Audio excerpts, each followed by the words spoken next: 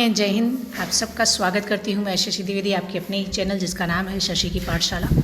और आज हम लोग जानेंगे भारत को, भारत देश को, भारत के से संबंधित इम्पोर्टेंट फैक्ट को, जो कि PMSSB श्रेष्ठा एग्जाम्स के लिए बहुत ही इम्पोर्टेंट है। तो चलिए देखते हैं भारत को, अपने भारत को हम जानते हैं। भारत का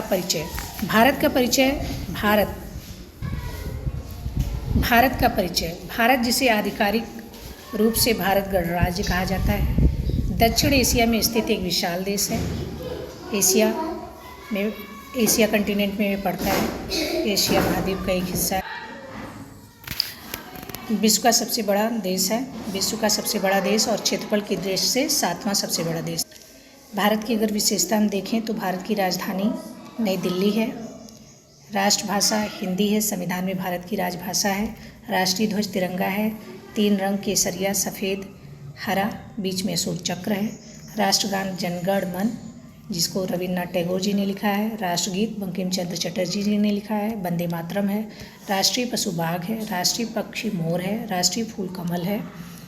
राष्ट्रीय वृक्ष बट वृक्ष है। और राष्ट्रीय खेल हॉकी है।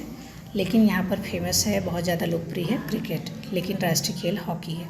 भौगोलिक स्थिति की अगर हम बात करें तो भारत के उत्तर में हिमालय पर्वत, ये है भारत का स्ट्रक्चर। अगर इस तरह देखते हैं तो उत्तर में हिमालय है, जो प्राकृतिक रूप से सुरक्षा प्रदान करता है। जो साइबेरियन हवाएं हैं, जो ठंडी हवाएं आने वाली हैं साइबेरिया की तरफ से, उनको ये हिमालय रोकता है।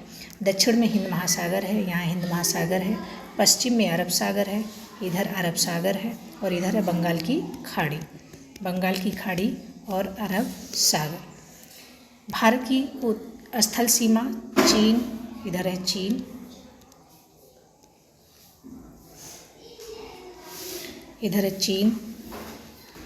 चीन, नेपाल, भूटान, पाकिस्तान, बांग्लादेश, म्यांमार से सीमा बनाता है। ये सब इसके पड़ोसी देश हैं।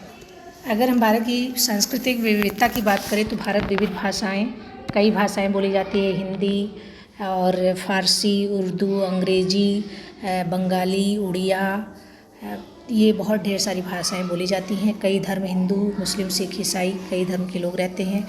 कई जातियां होती हैं। परंपराओं का ये देश कहा जाता है। यहाँ 22 आधिकारिक भाषाएं हैं और 1600 से अधिक बोलियाँ, जैसे भोजपुरी एक बोली है, अवधी एक बोली है। तो ये इस तरह से 1600 से अधिक बोलियाँ यहाँ पर बोली जाती हैं। हिंदू, मुस्लिम, सिख, ईसाई, बौद्ध, जैन धर्मों के अनुयायी यहाँ रहते हैं।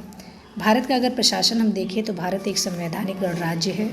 इसमें 3 प्रमुख अंग कार्यपालिका, विधायिका, न्यायपालिका है। भारत में 28 राज्य और 8 केंद्र शासित प्रदेश है।